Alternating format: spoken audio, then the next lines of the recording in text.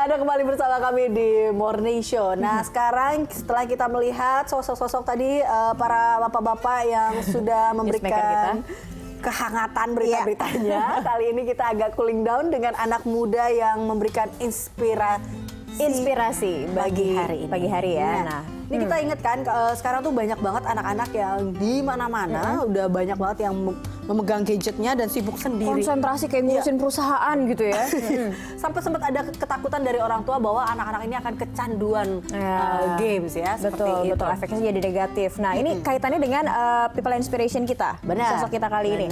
Nah, ini sosok kita kali ini pemirsa, dia bisa menghasilkan sesuatu yang luar biasa justru dari kegemarannya bermain game. Betul. Waktu kecil dia suka bermain game, ternyata dia bisa menginspirasi anak-anak lain, anak-anak muda lain di sekitar dia, justru untuk menjadi animator, membuat game lain mungkin ya. Nah, iya, karena awalnya ini kita tahu memang dari kecanduan game ini, kemudian si pria ini yang bernama Andre Surya. Andre Surya ini sekarang menjadi animator yang berhasil menembus industri film Hollywood. Wow. Nah, dulunya memang Andre Surya ini dikenal sebagai anak yang kecanduan games. Tapi karena mungkin dibantu kali ya sama orang tuanya. Mungkin diarahkan kegemarannya menjadi yang positif, ternyata bisa membawa dia ke kesuksesan ya. Betul. Oke.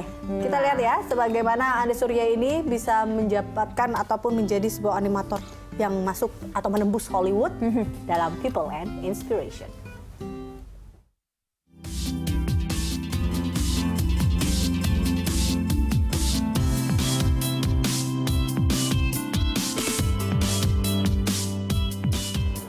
Bangsa kita punya tradisi kreatif yang sangat luar biasa. Ya kalau zaman dulu nenek moyang kita mampu menciptakan candi dan berbagai kesenian lainnya. Nah, di zaman yang modern ini banyak sekali anak muda negeri ini yang terjun di dunia seni digital. Salah satunya adalah seorang animator yang namanya sudah sangat mendunia. Inilah People and Inspiration sama Andre Surya.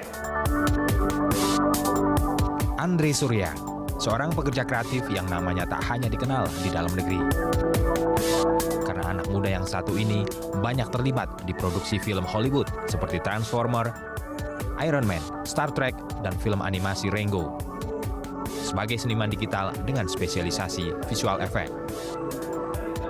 Kini sekembalinya ke tanah air, selain mengerjakan proyek animasi, Andre juga mendirikan sekolah bagi mereka yang tertarik terjun ke dunia seni digital. Di sini, Andre menularkan ilmunya kepada para calon penerusnya.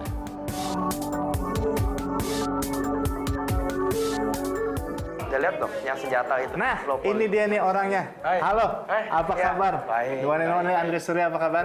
Baik. Waduh. Nah, jadi kalau misalnya saya mau lihat lagi, misalnya kita baca di media catatan-catatan tentang profil Anda, jadi Anda nih sudah tergila-gila dengan dunia digital sejak belia. Jadi saya pertama kali tahu dunia ini udah dari SMP 3. SMP kelas 3? Oke. SMP kelas 3. Jadi dulu SMP kelas 3 itu seperti kebanyakan anak zaman sekarang ya. Jadi tergila-gila main game. Oh ya, oke. Jadi saya gamer, sampai sekarang pun saya main game terus. Oke. Maksudnya pulang kerja pun ya, saya main game juga. Gitu. Jadi gamer, emang gamer sejati. Emang gamer ya? Gamer sejati sampai sekarang juga gitu loh. Jadi emang ya gara-gara bermulainya tuh dari main game. Oh, dari kecil tapi ya. Nah, apa sih yang sebetulnya membuat Anda tuh tergila-gila dengan game?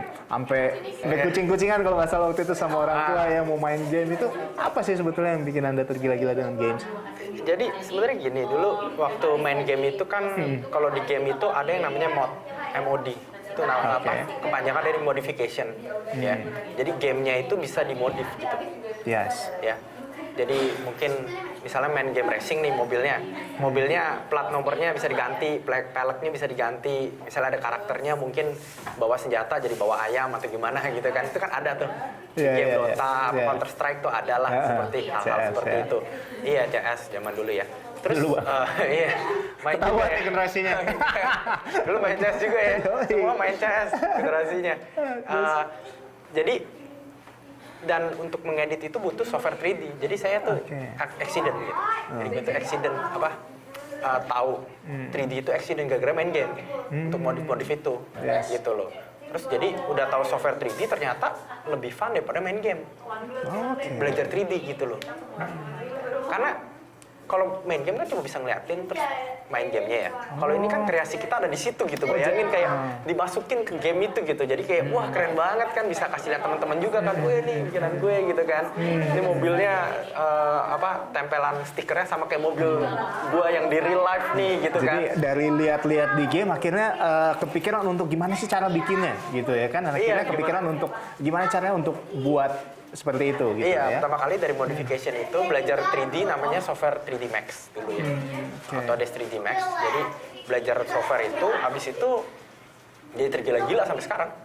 Jadi ya gitu. Jadi sampai dulu kalau nggak salah sempat diomelin. Kamu mau jadi apa main game terus gitu ya? Iya.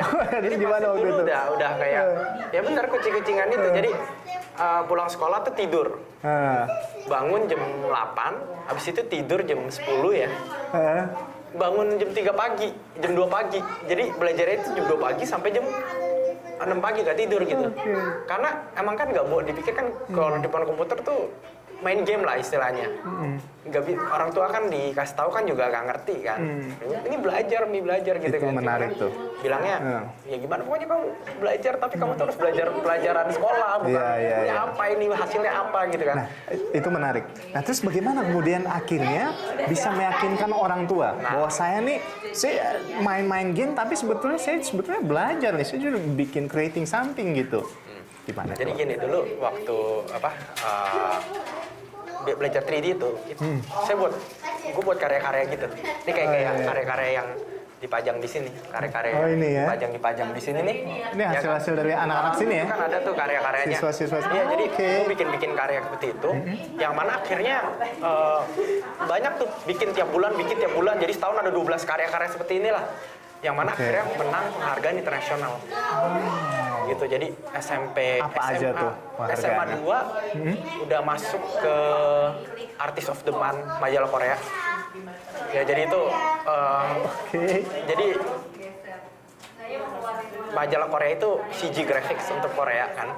Tapi dia international artist yang the best pada bulan itu dicari gitu loh. Jadi gue kebetulan dapat gitu. Dapat untuk Artist of the Month. Jadi interview sama majalah Korea, terus habis itu majalah Taiwan juga. Terus gimana caranya mereka bisa lihat karya? Karena menang kompetisi itu. Jadi menang kompetisi internasional, jadi dapat hadiahnya. Kompetisinya dari website Amerika gitu loh. Dari website dunia gitu. Jadi international competition, dapat bukunya, dapat apanya, dapat penghargaan-penghargaannya gitu loh. Dapat sertifikat penghargaan segala macam. Jadi dari situ ya orang tua ngelihat wah ternyata ada hasilnya gitu, gambar-gambar yang dibuat ini ternyata kok ada penghargaan internasional ya gitu kan. Akhirnya mereka mulai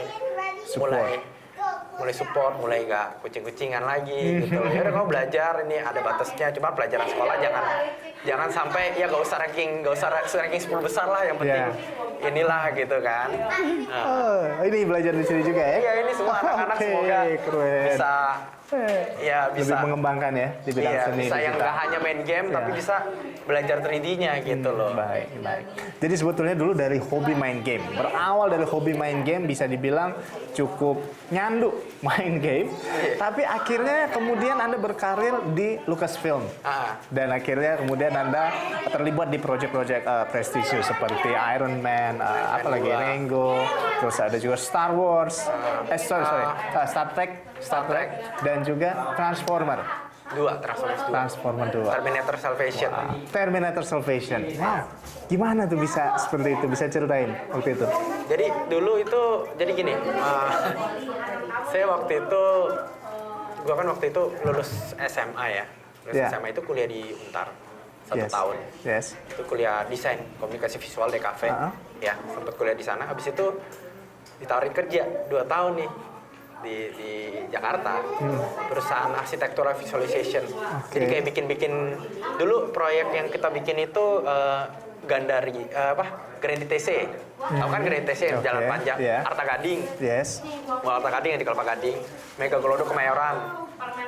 Jadi itu perusahaan bikin seperti itu untuk billboard kalau misalnya mall belum jadi kan ada tuh billboardnya. Kita bikin kayak gitu. Gue waktu itu bikin 2 tahun kerja di situ. Itu kan 3D semua arsitek. Terus habis itu dari situ bikin komersial juga, iklan-iklan TV lah ya. Terus habis itu 2 tahun di sana ke Kanada. Ke Kanada. 1,5 tahun ambil diploma. Akhirnya dari situ mulai Dari situ, dari 1,5 tahun itu, abis itu langsung ngelamar ke lokasi film. Ngelamar aja kayak... Iya, kayak apply biasa ya? Apply biasa, kayak kerjaan full time lain. akhirnya dapat. Akhirnya dapat. Gitu. Cuman waktu itu ada kendala-kendala, akhirnya di Singapura jadinya ya? Karena tadinya kan lukas film US. Karena lukas film US, visanya susah. Oke. Akhirnya di switch ke... Kita berbuka di Singapura, mau gak? Akhirnya ditawarin ke sana. Wis, keren. Dari situ terlibat dengan proyek-proyek ini ya? Dan akhirnya ya terlibat dengan proyek-proyek Hollywood ini. Wow, keren. Namun bisa kita masih akan ngobrol banyak lagi seputar proyek-proyek prestisius ini dan kita akan ngobrol lagi soal ESDA. Jangan kemana-mana, tetap di People and Inspiration.